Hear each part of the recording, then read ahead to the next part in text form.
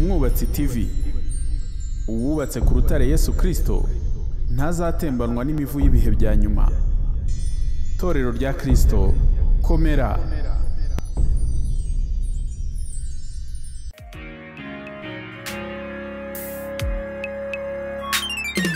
Ishimwe n'icyubahiro ni byawe Mana, pfukamirwa impundu zivuga urwunge, dore usohoreje isezerano. Umwami wacu Yesu Kristo ashimwe. Inshuti bavandimwe, nongeye kandi kubasuhuza kuri uyu munsi. Ndashimira Uwiteka Imana yacu yaturinze kandi namwe ikabarinda tukaba tugeze magingo ya turi bazima. Ntabwo byari kubw'imbaraga zacu cyangwa se kuba tuzi kwirinda cyangwa turya neza cyangwa se dufite amazu y'imitamenwa, reka da, ibyo byose byari kubw'ubuntu bw'Imana, niyo yaturinze kugeza magingo aya. Turayishimiye cyane. Nongeye rero nanone kugaruka kuri uyu munsi kugira ngo twongere tuganire ijambo ry'Imana nk'ibiryo bidutungira ubugingo muri iyi minsi, ndetse abantu benshi bishwe n'isari ubwuko ijambo rizima riri kugenda rikendera mu bantu, ahubwo bakagaburirwa ijambo ridafite nyiri jambo, ugasanga ntibashyira akaraso ku mubiri, ntibakura, ahubwo abantu babaye ingwingire, bigumira hamwe nyine biyemeza kugendera muri uwo mujyo, ndetse abenshi ntibanazi yuko bari muri ya nzira y'igihogere igana mu irimbukiro, kandi nyamara bitwa yuko ari abakristo. Rero ngarutse kuri uyu munsi numva nanone mfite intimba ku mutima kubw'ikintu Umwuka w'Imana yashyize ku mutima wanjye kijyanye no kuba amadini cyangwa se amatorero yitirirwa Kristo, akora imihango ya Gikristo, akora amasengesho rwose ya Gikristo, ndetse harimo amakorari meza yabaye ibyamamare mu gihugu, ndetse n'ibindi bikorwa byiza rwose byitiriwe Kristo, byitiriwe Imana. Ayo madini rero muri rusange afitanye umubano ukomeye cyane n'ubutegetsi, si mu Rwanda gusa ahubwo ni ku isi yose, aho usanga amadini akorera mu kwaha k'ubutegetsi, kandi nyamara ibyo ngibyo ubwabyo ni ikizira gikomeye imbere y'Imana. Ndagira ngo nze kubyinjiramo neza gahoro gahoro, ntabwo ndibuze gutinda, ariko hari message ikomeye cyane Uwiteka yashatse kutubwira kuri uyu munsi. Yewe muntu uzi neza yuko ukiri mu idini runaka, ukigendera ku mahame y'idini ryawe iryo ari ryo ryose, dore ko buri wese idini arimo aba yumva ari ryo ry'ukuri, nyamara nta dini ry'ukuri riri ahangaha muri aya madini yose tubona mu gihugu ndetse no hanze yacyo, ahubwo idini nyakuri Yesu afite uko yarivuze, nirifasha imfubyi n'abapfakazi mu mibabaro yabo yose. Ikibazo rero gihari cyane cyane ntabwo ari ukuba wenda idini ryitwa yuko rifatanya na leta cyane, ahubwo ikibazo gihari nuko muri ubwo bufatanye ariho hazaturuka cya gikorwa duhora tuvuga kijyanye no kuramya no guhatirwa kuramya inyamaswa, kuramya Antikristo. Mu gihe ubutegetsi bwo mu bihugu biri ku isi bufatanyije n'amadini, ni ukuvuga ngo imyemerere yose itandukanye, burya amadini aba ari menshi, hari n'amadini adasenga Imana ariko akorera mu kwaha kwa leta, akora ibyo leta itegeka byose, ibyo ubutegetsi bushyizeho, amategeko yose ubutegetsi buzanye, tutibagiwe n'imihango.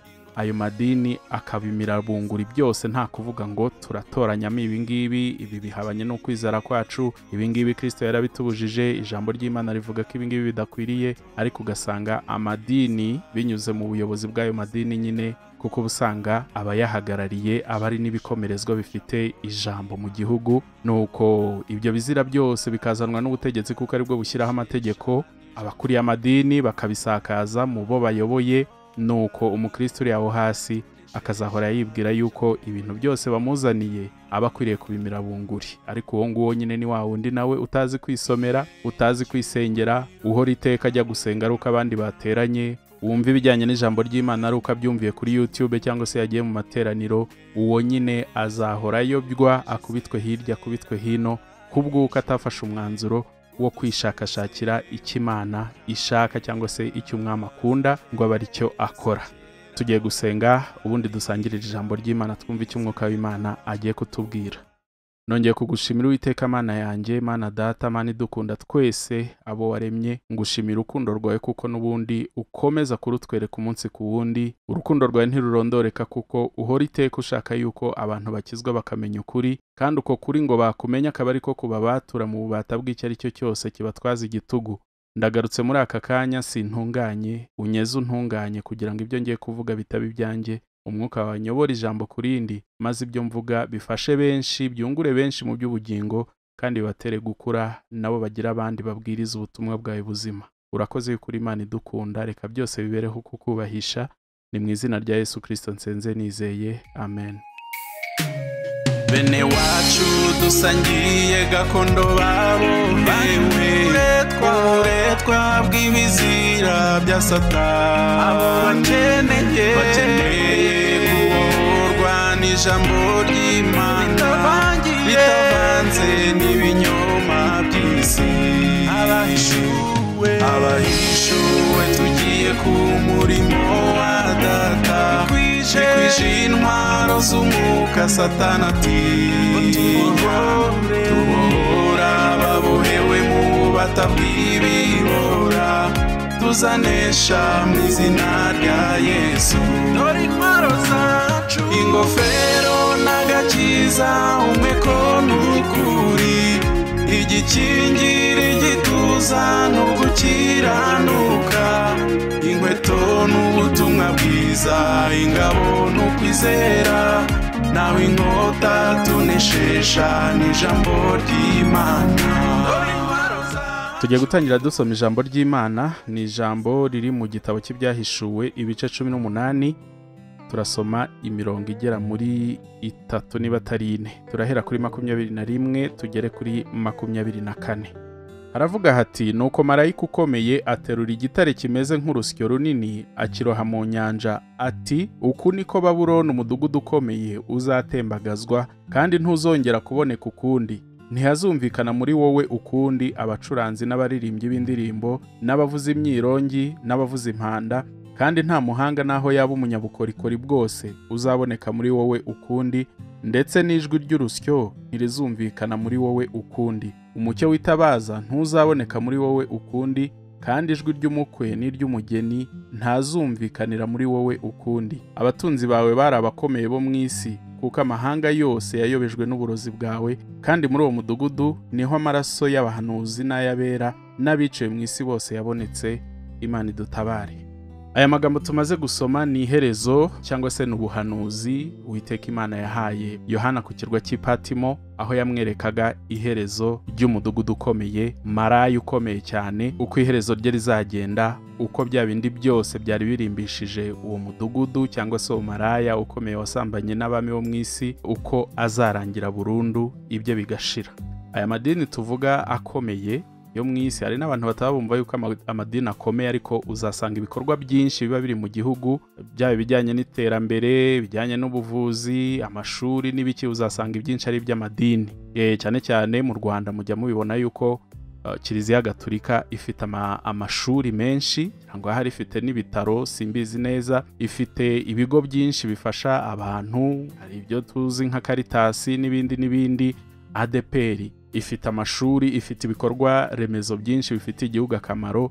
Ntabwo ari ayo yonyine, n'andi madini menshi agiye afite ibyo bikorwa, ku buryo usanga mu butegetsi bw'igihugu idini rigiramo ijambo rikomeye. Uzasanga mu birori bikomeye akenshi hakunze kuba harimo abayobozi b'amadini, ugasanga ndetse ni nabo batangije ibyo birori, izo seremoni, ndetse bakanasangiza abantu ijambo ry'Imana.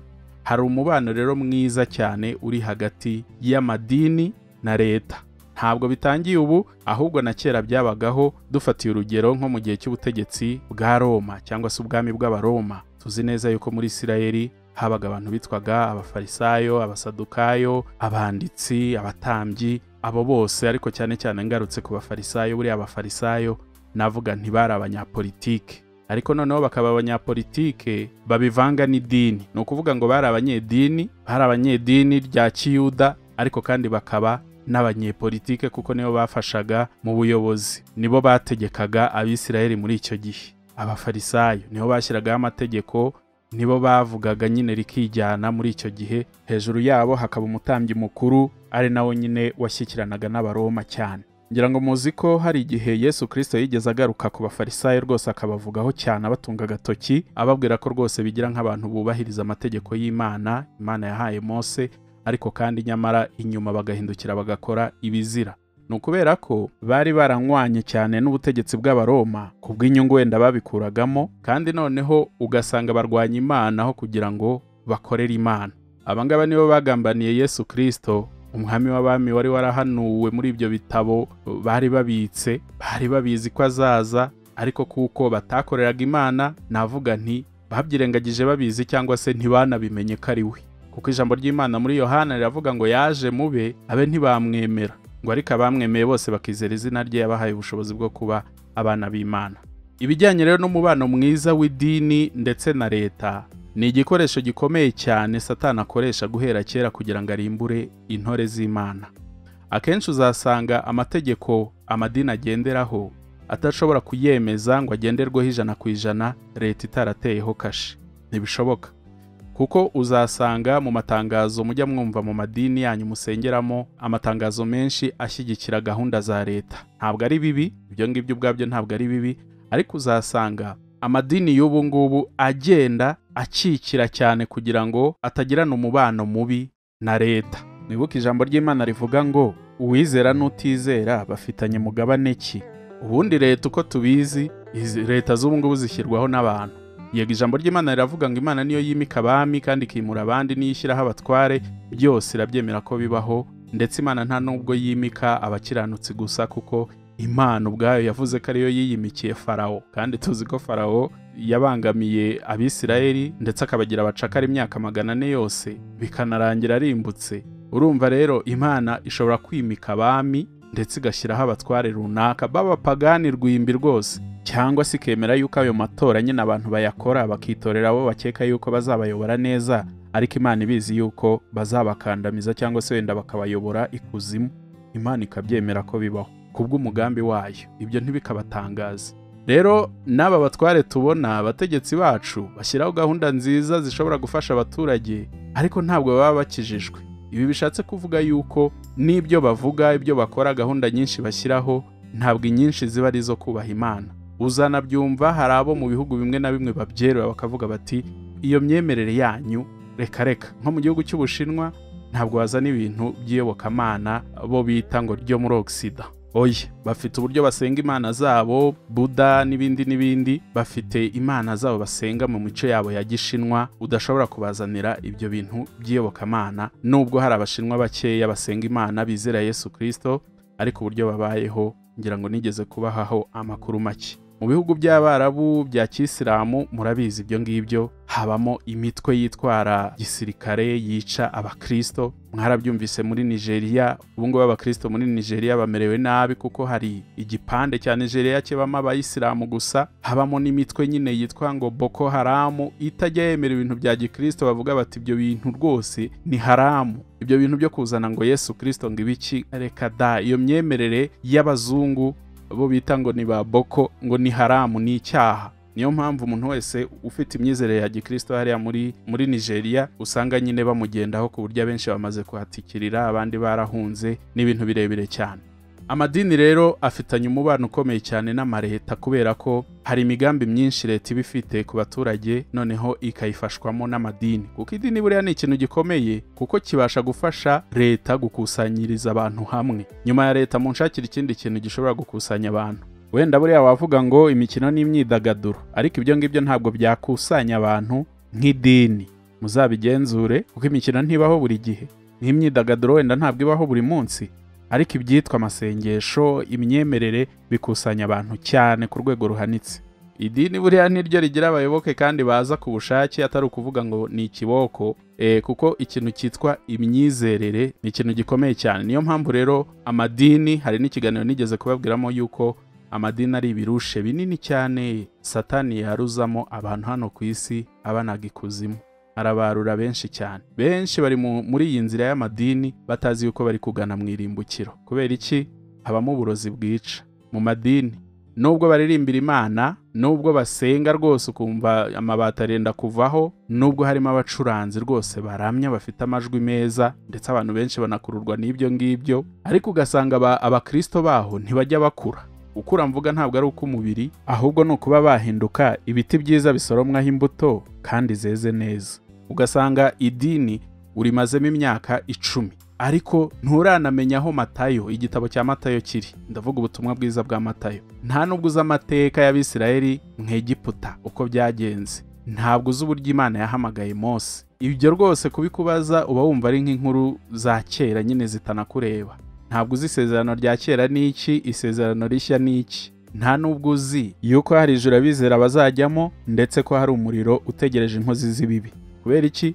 Mu idini harimo gahunda nyinshi za leta buriya, ku buryo ubutumwa barabufashe barabudiluwa. Ni nka kwa kundi ushobora gusuka ji mu gikombe, ji idafunguye, warangiza ugasukamo ibizi byinshi ku buryo ya ji hasigaramo akabara gusa nakubona gahunyeza, wanywaho ukumva ni uruzi gusa. Ni uko nguko ubutumwa babugize.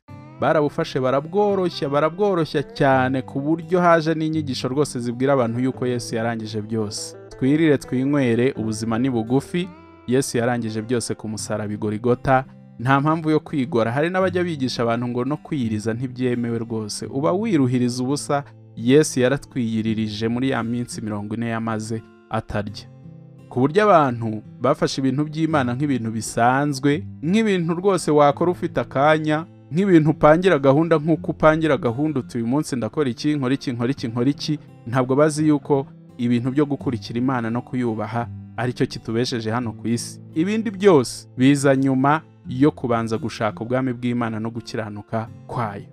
Ibyo rero ntiwabibwira abanyedini, kuko uburyo bigishwamo nubwo hakoreshwa Bibiliya, nubwo rwose haza abavuga butumwa benshi hakaza ngo n'abahanuzi, ariko akenshi bigisha ubutumwa budafite fond. Ubutumwa navuga nti bw'amagambo gusa, buri ahangaha ku munwa, budashobora kugira imbaraga zihindura ubugingo bw'abateze amatwi. Niyo mpamvu abantu badakura, ibyaha byiyongera. Tumaze gusoma ijambo ry'Imana rigaragaza yuko amaraso y'abantu bose, y'abera bose biciwe mu isi, yabonetse he? Mu idini. Ni ikibazo gikomeye cyane. Niyo mpamvu rero iyo turi kubwira abantu ngo mwirinde kuba abanyedini, kuko hari abubwira uti muve mu idini, ati se turajya hehe? Kubera ko twamaze kwicwa mu mutwe, tubwirwa ko nta kindi kintu umuntu yakora, nta handi, mbese ubuzima ntibwashoboka udafite idini ubarizwamo. N'ubu ngubu hari abigisha njya numva bavuga batese iyo mubwiye abantu ngo bave mu idini, muba muri kubabwira ngo bajye hehe? None se umuntu akura mu buryo bw'umwuka kubera ko hari idini? Ni byiza kugira abantu bakwigisha ijambo ry'Imana, ariko ntabwo babarizwa mu idini. Ikindi kandi Bibiliya ni umuyobozi. Ikindi kandi hari umwuka wera. Ntabwo Yesu Kristo yigeze avuga ati nzaboherereza umwuka wera, muzamusanga mu idini, niwe uzabafasha abasobanurire byose, abibutsa ibyo nababwiye byose, ndetse azakora ibiri ku mutima w'Imana abibabwira, bibahishurire. Urumva, ntabwo Yesu yigeze avuga ko umwuka wera tuzamubona ari uko turi mu idini. Bishatse kuvuga ko idini ni igipindi ni igipindi cya Satani, kuko idini niryo ryishe Yesu, kandi Yesu Kristo aje gukiza abari mu isi, ariko idini niryo ryamwishe. Ikikwereka yuko ari uburozi bukomeye cyane nuko na leta ubwayo Imana yayikoresheje, ngo ndavuga leta yo mu Rwanda ndetse n'izindi leta, zigenda zisenyagura amadini. Buriya imigambi y'Imana iratangaje cyane. Amadini yari amaze kuba uruhuri mu Rwanda ku buryo byari bimaze kuba kavuyo. Mbese turiya n'utu petit business twinshi twari tumaze kuza mu Rwanda, ntiwabara abantu barimbukiyemo uko bangana. Ni benshi cyane, ntibagira ingano, kandi noneho no kuyakuraho naravuze ntihari n'abera babihombeyemo nyine, ariko uwera w'Imana we navuga nti ntabwo yabihomberamo, kuko umwana w'Imana nyine iramurinda, agendana n'Imana muri byose. Ahubwo navuga nti ahubwo babikiriyemo wa mugani. Ubwo guhomba navugaga ni kwa kundi wavuga guti najyaga njya guteranirayo, twajyaga tugira amasengesho yo mu byumba, ariko n'ubundi amateraniro atejejwe nayo nta kamaro. Amateraniro yera ni Imana ibishaka. Tugarutse rero ku byo navugaga mbere, bene data, uku kunywana kw'idini na leta bigiye kurimbuza abantu benshi, kubera ko amadini nubwo yagabanutse, ariko hasigaye n'ubundi aracyakorana n'ubutegetsi, kandi azakomeza gukorana n'ubutegetsi, kuko ijambo ry'Imana ritubwiye yuko ariyo maraya ikomeye. Abami bose bo mu isi baza bagasambana n'uwo maraya, kandi ngo abatunzi bose bo mu isi niho baba. Ni ukuvuga ngo abakire tujya tubona byabikomerezwa, aho abanyepolitike abenshi baba bafite amadini basengeramo. Ijambo ry'Imana ritubwiye yuko uyu maraya cyangwa se uyu mudugudu ukomeye uzasenyuka.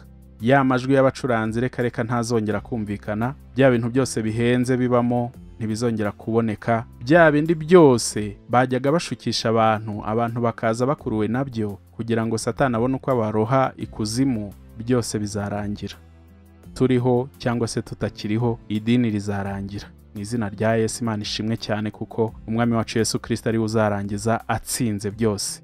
Ubutumwa rero buri muri iki kintu n'ubundi ndagaruka muri ibi bihe turimo by'indangamuntu y'ikoranabuhanga, by'ifaranga rimwe ry'ikoranabuhanga, ibi bihe tekinoloji iri kugenda ifata isi yose, ngira ngo muri kubibona ijisho riri kubaha, aho gahunda zose ziri kugenda zikoreka mu buryo bumwe ku isi yose, kubera ko nyine hari gushyirwaho, hari gukorwa setting y'ubwami bumwe ku isi kandi bwahereye kera byari biruhije no kubitahura ko ari byo biri kuba, ariko ubu ngubu turi kubibona neza n'amaso yacu yuko ari byo biri kuba. Nta rwihishwa rero ikirimo, kuko ubugome bwa Satani buri kugenda bujya ahagaragara, noneho tukabyibonera, aho bazana indangamuntu imwe abatuye isi bose bagomba kuba bafite, kandi utaba uyifite ntuzemererwe kugura, ntuzemererwe kugurisha, ntuzemererwe gukora transport cyangwa se kugira ingendo mu mahanga cyangwa hagati mu gihugu ukoresheje ibinyabiziga, ukoresheje imihanda, ntuzemererwe kugira ikintu na kimwe utunga keretse ubanje kwinjira muri iyo system y'indangamuntu y'ikoranabuhanga, bitanasaba yuko waba uyigendana, ahubwo gusa kwemera yuko bafata ibikumwe byawe, bagafata imboni z'amaso yawe, bagafata isura yawe, ibyo bakabihuza n'umutungo wawe, aho ukomoka, ibyo ukora, ibyo wize, ibyo byose bakabihuza, bakaba bagufite muri system, ku buryo umuntu utazaba ari muri iyo system ntabwo azemererwa rwose kugira ikintu na kimwe yongera gukorera kuri iyi si. Ariko nkunda kugaruka mvuga nti isi si yabo, isi ni iy'Imana. Si ubu ngubu gusa Satani agerageje kugotagota intore z'Imana, ariko Imana yagiye irinda abantu bayo kuva kera, kandi hakagira abasigara, hakagira abarokoka. Mu kiganiro cy'ubushize nababwiye yuko hari abera bagiye bacika, bya bizira by'abarimbuzi byabaga byaje bibahiga, kuko bari bafite imbuzi Yesu Kristo yabahaye, abahanuzi babahaye bati nimubona ikizira kigeza ahera muzahungira hanaha. Ariko ubu ngubu noneho guhunga ntabwo ari uguhunga biri physically gusa cyangwa se by'umubiri gusa mu buryo bugaragara, ahubwo no guhungisha ubugingo bwacu tubushyira muri Kristo Yesu. Iryo jambo dukunda kurivuga nk'uko abanyedini benshi barivuga ngo musange Yesu, mujye muri Yesu. Umuntu wo hasi cyangwa se ukiri mutoya mu by'umwuka ntamenye ati se bundi kujya muri Yesu ni ibiki, none se ndamukura hehe uwo Yesu? Kuko abantu benshi batizera nyine bafata ibintu byose nk'ibigaragara cyangwa nk'ibifatika. Muri make bemera icyo babanje kubona bikoreyeho, biyumviye n'amatwi yabo. Nyamara ubuzima bwo mu mwuka burya nibwo bukomeye cyane, ni nabwo tubamo cyane kurenza ubw'umubiri, kuko ubuzima bwo mu mwuka, umubiri wo hari naho ugera ugasinzira ntubukigira ikintu na kimwe ukora, ariko umwuka uba ukora. Umwuka ntusinzira, umwuka ntunanirwa, umwuka uhora ukora. No mu gihe dusinziriye umwuka uri gukora, niyo mpamvu mugomba kujya munitondera inzozi murota. Umuntu nakibaza ati ese kuba muri Yesu ni gute? Reka rero nkubwire wowe, niba ukiri mushya cyangwa se wenda niba ujya wibaza ubundi duhungire muri Kristo gute, nubwo turi mu madini, nubwo tubibona yuko twagoswe impande n'impande nta bwinyagamburiro, ubundi kuba muri uwo Yesu Kristo nkazarenga ibi byose nkabicika sinongere kugira ubwoba bw'ejo hazaza, ni gute mu by'ukuri? Iri jambo ngiye gukoresha ni ijambo Yesu Kristo yivugiye, turarisanga muri Yohana ibice 15:7, riravuga ngo nimuguma muri jye, amagambo yanjye akaguma muri mwe, musabe icyo mushaka cyose muzagihabwa. Hari ikindi gisubizo ukeneye? Nimuguma muri jye, amagambo yanjye akaguma muri mwe, musabe icyo mushaka cyose muzagihabwa.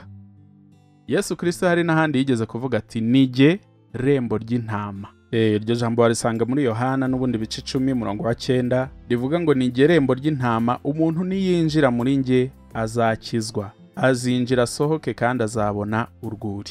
Kuba muri Yesu Kristo rero ni gute mw'abantu? Icya mbere ni ukubanza kumwumva. Utaramwumva ntushobora kumwizera. Wamwumva ute rero? Ushobora kwifashisha ijambo ry'Imana ujya wumva kuri YouTube, kandi nabwo ukarobanura, ariko ikiruta ibindi ni uko wafata Bibiliya yawe ukisomera. Ariko hari abatabasha gusoma, hari abarwaye amaso cyangwa se wenda bafite ubumuga bwo kutabona, hari n'abasoma ntibabyumve. Abo bose ni ibyiciro by'abantu bavuga batese nasoma nahera he, namenya ibimfasha biri hehe. Niyo mpamvu mugomba gusoma Bibiliya yose. Reka ndisubiremo hari ntabwo byumvise. Mukwiriye gusoma, dukwiriye gusoma Bibiliya yose, kandi ntabwo ari ukuvuga ngo narayisomye narayirangije nkora iki kindi. No, niba warayirangije ongera uyitangire bundi bushya, uhere mu itangiriro usome kugera mu byahishuwe. Dusome ijambo ry'Imana, kuko ijambo ry'Imana riravuga ngo kwizera guheshwa no kumva ijambo rya Kristo. Utumvise ntabwo wakwizera. Yesu Kristo ntawe uhari ngo tumurebeshe amaso yacu, dore ko n'abamubonye icyo gihe nta nubwo ari bose bamwizeye. Yaje muwe ntibanamwizera, bishatse kuvuga ko kumubona physically ntabwo ari cyo cyatuma umuntu arushaho kwizera, kuko yageze no kubaza umwe mu bigishwa be, ngira ngo ni Toma, ubwo yabatunguraga nyine azutse, noneho Tomasi nyine akanga kubyemera. Mbere bari bamubwiye bati Yesu Kristo twamubonye, Tomasi yanga kubyemera. Yesu Kristo yongera kubabonekera, Tomasi nanone yumva ntabwo arabyemera neza, aravuga ati ntarikorera ku nkovu zawe zo mu biganza ngo nirebere ibitobore rwose bya ya misumari baguteye mu birenge, ntabwo napfa kubyemera. Yesu aramubwira ati ngaho koramo. Araza Tomasi rwose akora mu biganza, akora no ku birenge, akora mu rubavu, yumva ya nkovu y'icumu, noneho arizera. Yesu aramubaza ati se noneho ubu noneho kuko mbonye urizeye, hahirwa abemera batabonye. Ukuvuga ngo hahirwa bizera Yesu Kristo bitabasabye ko babanza kumubona, kuko nanjye nigeze guca muri icyo gihe cyo kubanza kubwira Imana nti ubundi wanyiyeretse ko Mose wamwiyeretse, ubundi wanyiyeretse cyangwa se nkumva ijwi rivugiye nko mu mabati umvuga mu izina. Ntabyo nigeze mbona.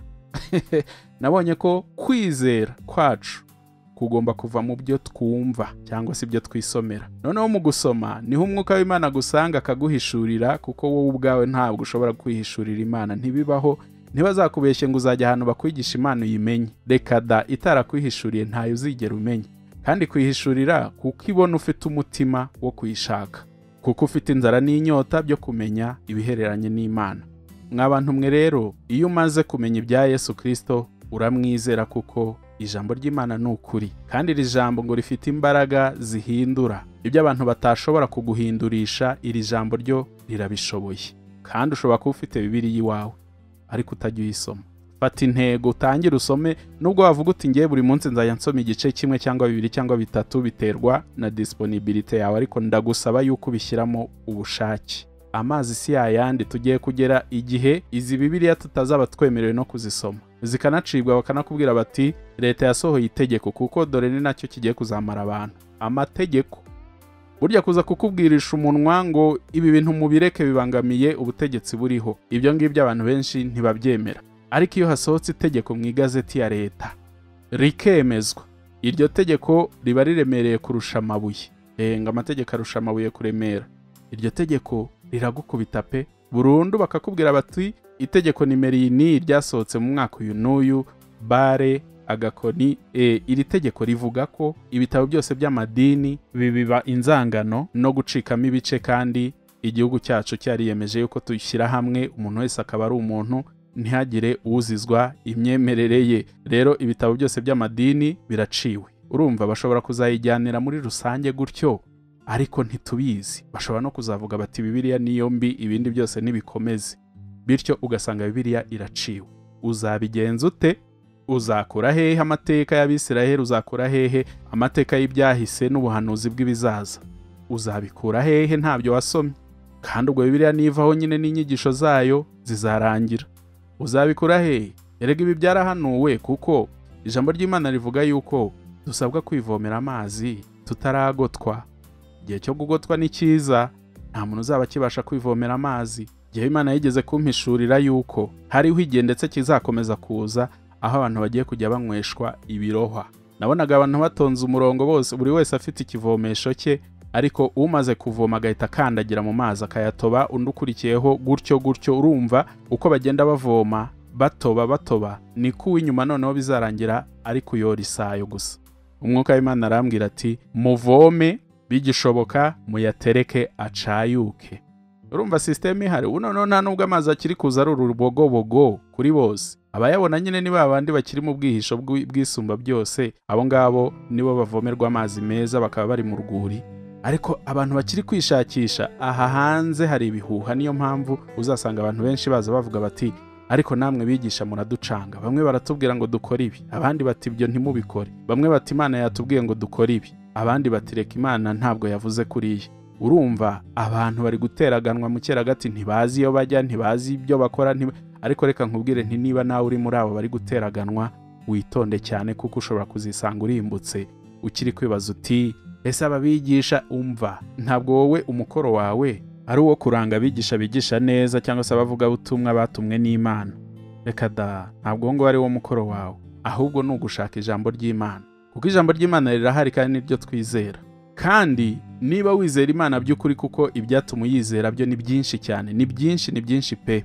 Niba wizera Imana by'ukuri, uyikunda nayo ikagukunda, izaguhisha, izakuvubira imvura ntuzaba mu butayu, kandi izaguha amazi meza y'urubogobogo atarimo isayo. Nsoza rero navuga nti, bene data mukiri mu madini, nakubwira nti cyaba cyiza kurushaho nuko yasohoka mu madini, kuko harimo uburozi butuma abantu bumva bayagumamo, ariko kandi ntabakuze, ntibakura, bahora ari ingwingiri rero zizarimbuka. Niko bizagenda, kuko niba udakonje ntubire, Uwiteka azakuruka nta kundi. Ntabwo wakumvira Imana na Satani icyarimwe, ntiwakorera isi n'ijuru icyarimwe, ntibishoboka.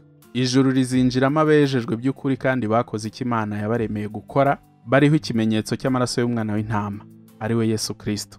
Abana b'Imana muri iki gihe, Imana irabarinze, nta kibi kizabakoraho.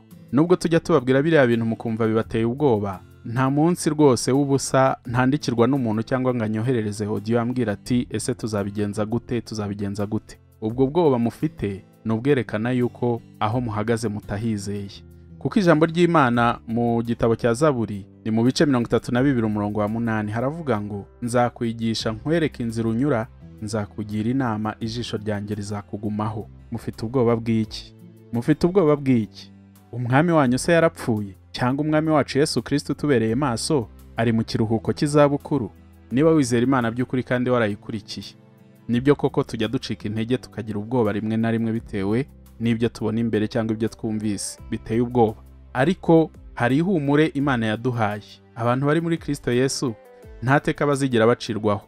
Ikindi kandi ijambo ry'Imana riravuga ngo, umwana w'Imana, Imana iramurinda, umubisha ntamukoraho, cyangwa se umubi ntamukoraho. Mubi ntagashobora kugukoraho. Iyi ndangamuntu y'ikoranabuhanga yahabuye abatuye isi, ifaranga rimwe naryo niriza buriya rizabahabura cyane, ariko ikiteye ubwoba cyane ni indangamuntu, kuko ririya faranga ntabwo rizakora ritagendeye ku ndangamuntu y'ikoranabuhanga. Hazaza n'ibyo bya microchip, ibyo byo ni ibindi birenze cyane. Sinzi n'uwizera ushobora kuvuga ati icyo kintu nge nzagifata ngo wemere yuko uwo muntu ari umwizera koko ukuri. Ibyo byo ni ibindi bihanitse biri hejuru. Ibyo ntibinatureba abizera by'ukuri, kuko imibiri yacu ni insengero z'umwuka w'Imana utuye muri twe, ntabwo ari ibikoresho bya Antikristo. Oya rwose ntibishoboka. Rero umwanzuro mbahaye bene data, umwuka w'Imana ari gukangurira abantu gusohoka mu madini. Bana b'Imana, nimuyasohokemo n'ukuri. Ariko numara kuyasohokamo, umenye uti noneho ugiye mu rugamba rweruye, aho ugiye kurwana wenyine. Ubundi wari uri mu kigare, nubwo cyagushukaga, ariko abantu benshi baravuga bati, burya niyo twarimbuka turi benshi nta kibazo. Iyo comfort irahari cyane. Njya mbyibuka muri primaire, iyo twabaga twakererewe turi benshi, wumvaga ntacyo bitwaye kuko baradukubitaga, yego buri muntu wese akababara uko, ariko ukavuga uti twari benshi nta kibazo. Abantu benshi rero bagiye kurimbuka babumva nta kibazo, ariko umuntu azababara ukwe. Uzababara ukwawe. Kuba muri benshi ntibizakuraho umubabaro wawe ku giti cyawe. Rero menya ko ugiye kurwana intambara ku giti cyawe, wirukanka ushaka Imana. Yishake, kuko ijambo ry'Imana riravuga ngo, nkunda abankunda kandi abanshakana umwete bose bazambona. Iyi si, kamere na Satani biri kudukinira sinabyaye. Abazi sinabyaye ngira ngo murabizi. Ni umukino wo kuvunana, nubwo baba bakina umupira ariko baba banakina imirundi, ku buryo rwose agukubita godiyo ku murundi akaba yanakuvuna ukajya mu bitaro. Iyo ni sinabyaye. Isi na Satani n'iyi kamere y'imibiri yacu biri kudukinira sinabyaye, biguciye urwaho birakurimbuza burundu. Niyo mpamvu natwe dukwiriye guhindura imikinire, cyangwa se dukwiriye guhindura imirwanire, kuko amazi si yayandi. Ubu ni ugupfa no gukira. Mufate ibihe byo gusenga no kwiyiriza ubusa, musome ijambo ry'Imana. Ibyo bintu ni mubikora byungikanya, mukamenya gusenga ari uko mubanje kwihana, kwitunganya, kwemera ko turi abanyabyambere na mbere, ukajya imbere y'Imana wibwiza ukuri, atari ugukora ya masengesho yo mu madini ameze nka formule yo kujya ari ugahuragura amagambo atarimo ubugingo. Kuko ijambo ry'Imana riravuga ngo Imana ishaka yuko bayisenga mu kuri no mu mwuka. Abo ngabo nibo Imana ishaka yuko bayisenga mu kuri no mu mwuka. Ibi nigeze kubisobanura. Musengesha umwuka iteka mu buryo bwose bwo gusenga no kwinginga.